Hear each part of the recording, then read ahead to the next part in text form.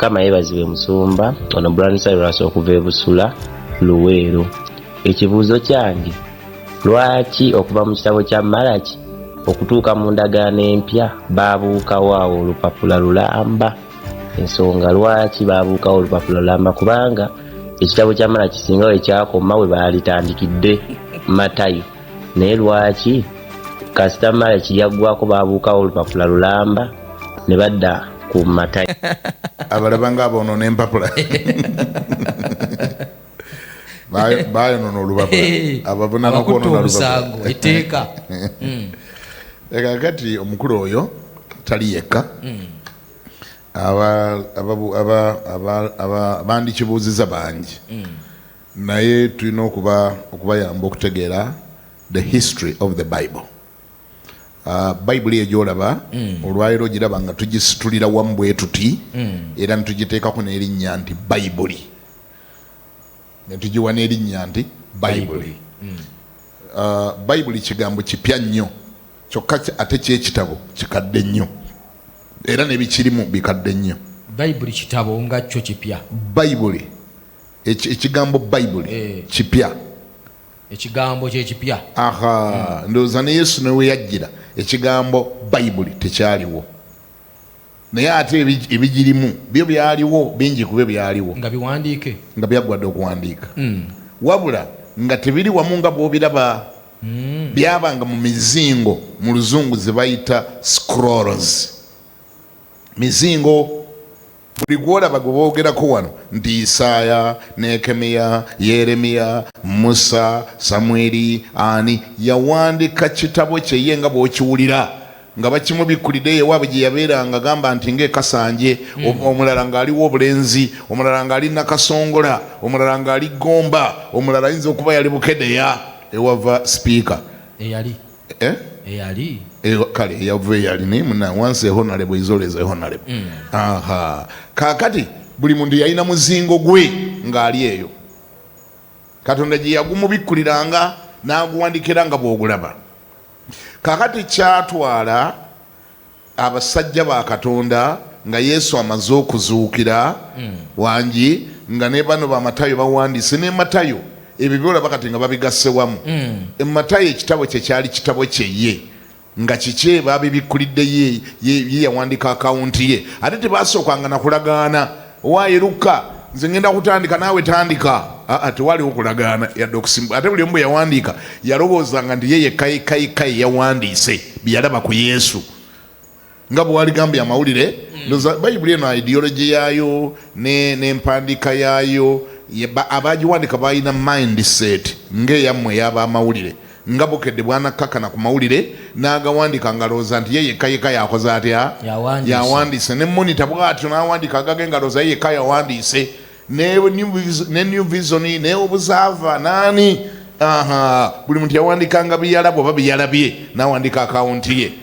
Kakati ekimu ku bifuula Bayibuli by the way entuufu, kubanga era ne bwe gaali badde mawulire, nammwe ekimu ku byali baleetedde okukkiriza nti wamma ddala gana mawulire matuufu kwe kuddira sitoole gy'osiŋŋaanye mu Bukedde, ate okusiŋŋana nga ne Monitor naye yagiwandiise n'okontana nga tebakontanye. Mpozi buli awo Monitor ayinza okwongeramu Bukedde kyataakavalinze, mutero kiraba ekyo nga kitegeeza ye ayinza okuba nga ango ye yagitadde ku kintu kirala n'agendera ku ekyo, naye ogenda okulaba sitoole zaabwe nga zifaanagana. Kati gwasoma amawulire kikuyamba okwongera okutegeera nti amawulire gano ebintu bino sitoole eno erabika ddala byabaddeyo, kuba noono abikavalinze noono n'abikavalinga ate nga tebasoose kulagaana, ate nga bakampuni za njawulo. Kati ne Bayibuli bwetyo bwetunuulirwa nti abantu bano bawandiikanga mu biro bya njawulo, mu mirembe gya njawulo, ku byalo bya njawulo, n'emirembe mu bawandiikira gya njawulo nnyo.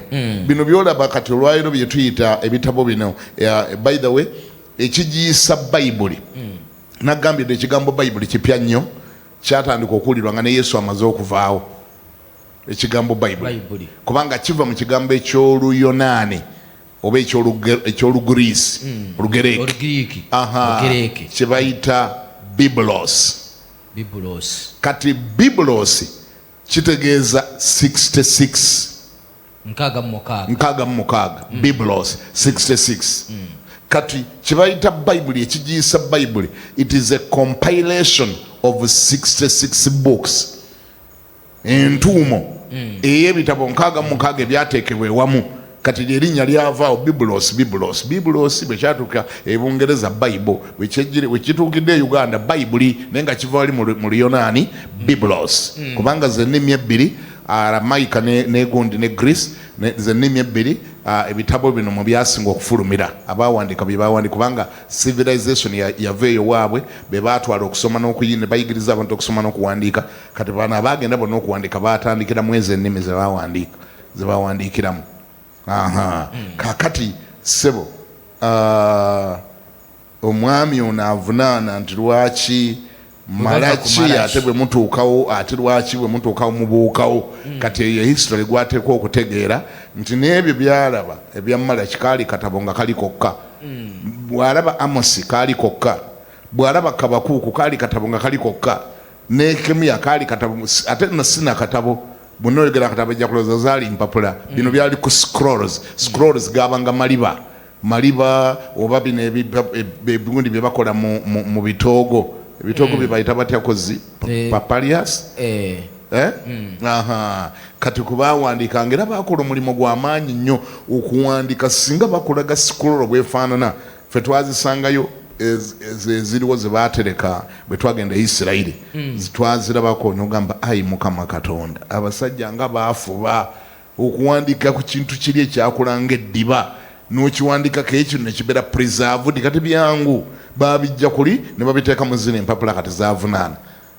Kati ne mubiyingiza ne mu kompyuta. Kati ate mwe mutuuse ne ku mulembe gwa digital, nti kati ne Google mugiragira n'ebisaakinga, naye saasira abaaliwo ku mulembe gwa Pawulo basaakinganga batya? Tewaali Google.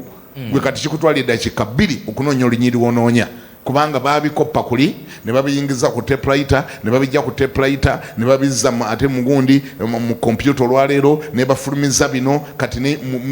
Kati byangwana nnyo okunoonya n'obizuula.